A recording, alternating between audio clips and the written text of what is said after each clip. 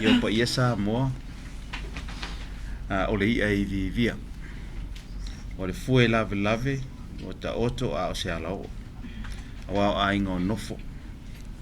A ingo papa. A ingo te whaifafa pele tau singa whale upolu tō whinga o le atunu. Ia tulou na lava. A ve ia le nei awa noe wha whailoa ia tuai le wha fonga mai le tātou atunu I Samoa nei. Ma atunu o mamao. I le afua mai maunga te tele se ia pa ia maunga iti. E wha tulou mwha talofa e le mamalu o sao nei. A wā le fio ngai minsta o onga ia e peta ele o lava mai. A fio le ofisa sile o pulenga o Taupulega le atunu. E fio ngai atuala Matthew Vaya. A fio la o fio ngai tu au pepe Jerry Warwick. O presidente ma faia o ngai whara putonga CCE o mea mafa Samoa. Ia su mailo sunga taon o pelongi o le aunga o aute a warfa moe o le ne yaso. Fa pia a inga ma wo tainane ma abe ese o le au fia o mawhai o na tātou mafuta I le aso. Ia e tu sai ma le whainga whaavai ala Malo.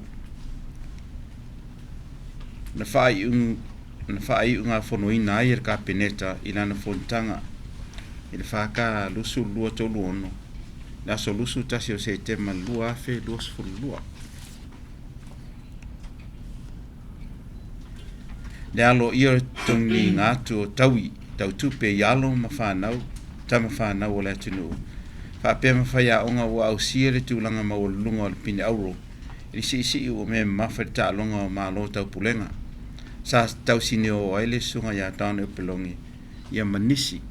I lalo o le faia onga le fionga ia toa pepe Jerry Warwick. O le wha moe maulunga o le Malo I a vea nei wha manuyanga ma tau I tau Tupe o le a whai malu I tau. Mo so se alo le whanau.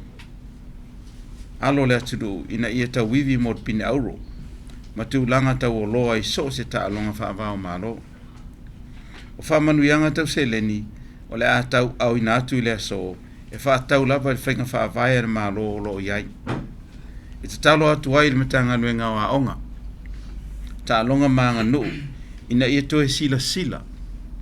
E ilo whainga wha avaya o lo iai nei. A wani wha manuyanga tau se leni mo nisi fo I ta alonga tau o loa. E peo le Olimpeka ma le World Champions. Ia le ngata I na o pine Auro. Ai au fia I mai lato ua au sia le pine siliva. Ma le pine apa mea. E tausanga ina I fo di sasna. A mai ona wha taunu ina ta alonga tau o loa wha penei. Ma ua mauti noa alo ma whana ua wha amanuia ina. Ina ia vave au maisi tausanga ina Malo. Mo le wha manuyanga tau se leni. E pei ona ier wha moe le aso. O tele masina talu. Ona mai ta alonga a Malo Taupulega. Ia a o lea whato atu ina atu wha manuyanga tau se leni. I tātou tama whanau e anga waa mo whamanianga. Peo fo en tau sila fia. Ia e tāo sanga mai le sasnok. A ngai matanga nuenga wa onga. Ona o mai e lola ia le kapeneta. E te tau na vave tu watu le tāo sanga sasnok. Matanga nuenga wa onga. Tā longa maanga nu. Ona sue lea na Malo. Po e matanga nuenga po le pūlenga. O lea whatu peina le whamanianga.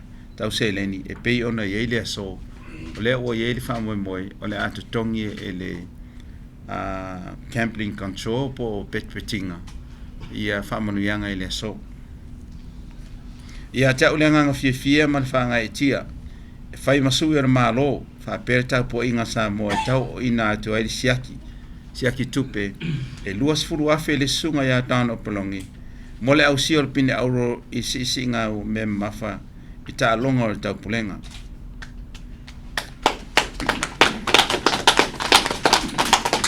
Ma le sifulu afe I le whionga ia tu au pepe Jerry Warwick o le whaia onga le taalonga o sunga ia tāna o pelongi mo le taalonga le Malo Taupulega. Sa iei fo I se le nganga e tau fo ina iei se tupe whapitoa mo si ngā mea mafa. Ia pe ta I pe ono whai atu. ia o whainga whaavai ai o umon whaatati ai au taitonu e tau anto ilo e whainga Mlalo i e teimi nei nisi whainga whaavai a wā fō le tātou wanga i luma. O nei tau i tau tupe a wātanga tata alo ma faia onga e au sia pine Auro mai ta alonga whaavau Malo o ma whaia na whaatupeina e ala i tupe whaasili mai le pulenga o ta alonga ese tau tupe Malo po le Camping Control Authority. Ai foi lau tāsanga ona o tūlanga foi o le tau mawhai e promote i erka ko Camping Control. Ia pe ese te me whai ona maua ai ia le lau whanau tu a pepe. Ia mor wha lau ina foi e lau nganga le Camping Control. Ina ia mawhai ona alu ia i lunga langa tupe maua. Ma alu i lunga tupe maua a wā ia whamanuianga nei. Ina ia le ngata ina alpina Auro. Ia whaapea foi ona whamanuia ina i la tau e maua la isi la tau pini. Ia la ngai whaingta o le o tātou o mai. Ia wa iei whanga whaavai. Ia au tatonu. Ia e whai fwina sui.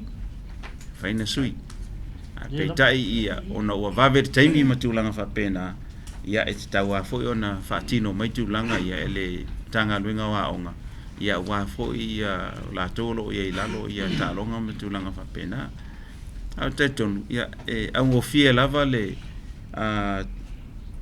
ia pulenga o tālonga ese tau tupe ar Malo. Ia e whaatino ina ia fofuanga pa whapea maua mai lea manoa o mwhai ona sui e whainga.